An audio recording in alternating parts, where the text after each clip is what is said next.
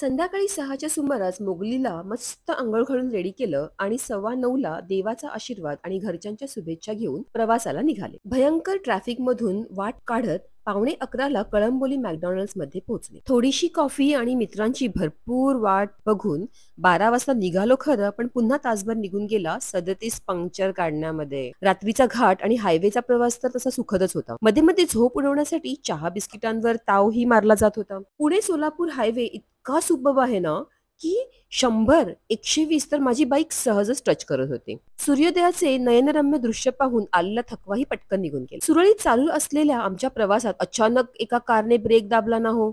नशीब माझं थोर होतं आणि मी पण अलर्ट होते म्हणून बचावले.